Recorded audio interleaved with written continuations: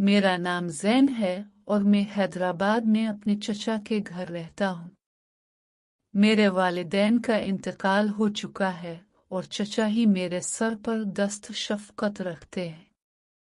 चाची की उम्र तकरीबन 38 साल है, मगर वो देखने में अब भी बहुत जवान और खूबसूरत लगती हैं, जैसे कोई 25-26 साल की लड़की हो। इनकी नर्म तबीयत, मुस्कुराहट और ड्रेसिंग देखकर अक्सर मेरा दिल बेचैन हो जाता था। मेरी कजिन आयशा की उम्र 21 साल है, जो यूनिवर्सिटी में पढ़ती है। वो दिन कोरोना लॉकडाउन के थे, जब सारा शहर बंद पड़ा था। चचा काम के सिलसिले में लाहौर गए हुए थे और वापस आने में 3 हफ्ते लगने वाले थे।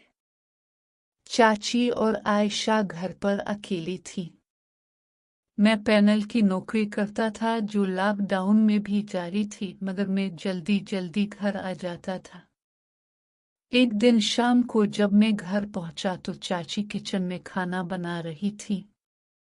उन्होंने सादा सूट पहना हुआ था और बाल खुले छोड़ रखे थे। मुझे देखकर मुस्कुराएं और बोले, जैन आज जल्दी आ गए। मैंने हाँ में सर हिलाया और उनके करीब बैठ गया। आयशा अपने कमरे में पढ़ रही थी। चाची ने मुझसे बातों का सिलसिला शुरू किया। वो बताती रही कि चचा की गैर मौजूदगी में घर बहुत खाली खाली लगता है। मैंने उनकी बात सुनते हुए उनके चेहरे को गौर से देखा। इनकी आंखों में एक अजीब सी उदासी थी, जो छुपाने की कोशिश कर रही थी। रात को खाना खाने के बाद आयशा जल्दी अपने कमरे में चली गई। चाची लाउंज में टीवी देख रही थी। मैं भी वहीं बैठ गया। थोड़ी देर बाद चाची ने कहा, जैन तुम्हारी मौजूदगी से दिल को कुछ तसल्ली होती है। मैंने मुस्कुराकर कहा, चाची मैं तो हमेशा आपके साथ हूँ। इस रात जब मैं अपने कमरे में गया तो मेरा जहन बार बार चाची की तरफ जा रहा था। इनकी मुस्कुराहट, इनकी आवाज और उनका वजूद मुझे बेचैन कर रहा था। अगले चंद दिन इसी तरह गुजरे। मैं चाची के साथ ज्यादा से ज्यादा वक्त गुजारने लगा। कभी किचन में उनकी मदद करता, कभी लाउंज में बैठकर बातें करता। चाची भी मुझसे खुलकर बात करने लगी थी। एक शाम जब आयशा यूनिवर्सिटी से वापस नहीं आई तो चाची ने मुझे बुलाया और कहा, जैन मेरे साथ बैठो, दिल बहुत उदास है। मैं उनके करीब बैठ गया। उन्होंने आहिस्ता से कहा कि चचा की गैर मौजूदगी में घर बहुत खाली लगता है। मैंने उनका हाथ अपने हाथ में ले लिया और कहा, चाची अब तन्हा नहीं है, मैं हूं ना। चाची ने मेरी तरफ देखा और एक लंबी सांस भरी। इस लम्हे मुझे एहसास हुआ कि चाची भी मुझे सिर्फ भतीजे की नज़र से नहीं देख रही थी। अगले दिन मैंने चाची के लिए तोहफा लाया, एक खूबसूरत ड्रेसिंग टेबल का आईना। चाची बहुत खुश हुई। उन्होंने मुझे गले लगाकर शुक्रिया कहा। इस दिन से हमारा करीब होना बढ़ने लगा। रात को जब आयशा सो जाती तो चाची और मैं देर तक लाउंज में बैठकर बातें करते। चाची अपनी जिंदगी की तन्हाई, चचा की मशगूलियत और अपनी उदासी का जिक्र करते।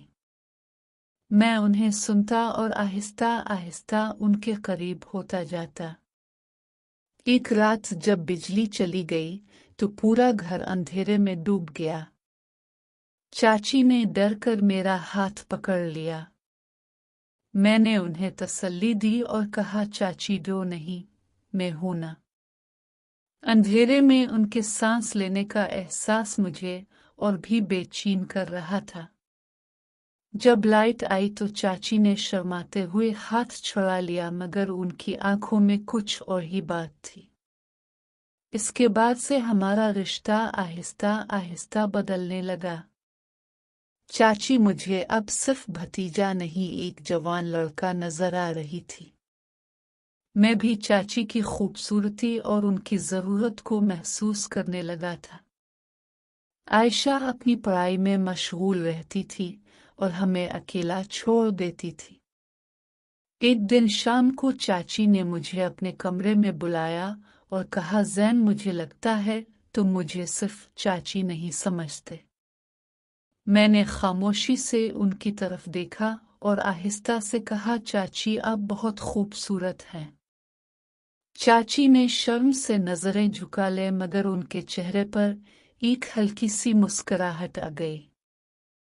इस रात हम दोनों ने बहुत देर तक बात की और पहली बार चाची ने मुझे अपनी तन्हाई और जज्बात के बारे में खुलकर बताया।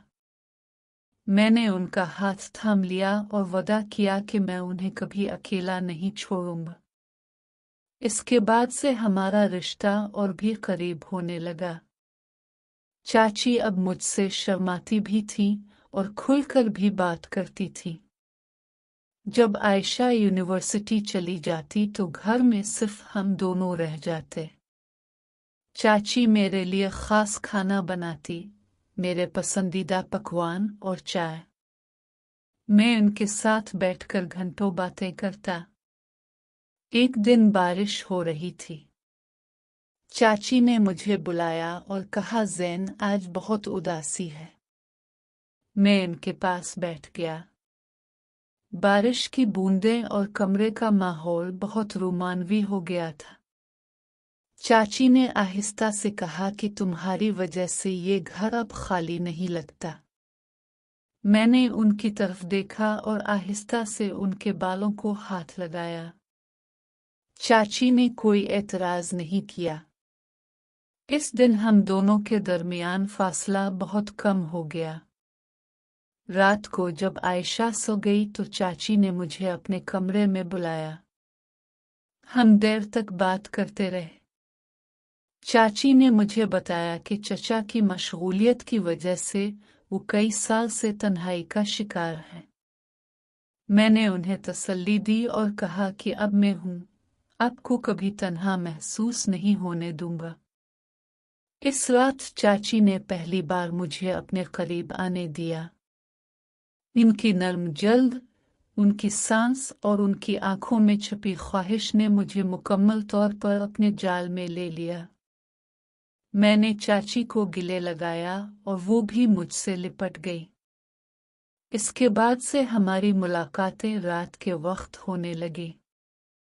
जब आयशा सो जाती तो मैं चाची के कमरे में चला जाता। चाची अब मुझसे बहुत प्यार करने लगी थी। वो मुझे अपना सुकून, अपना सहारा कहती थी। मैं भी चाची की खूबसूरती और उनके तजुर्बे का दीवाना हो चुका था। आयशा को इस बात का कोई अंदाजा नहीं था। वो अपनी पढ़ाई और यूनिवर्सिटी में मशगूल रहती थी।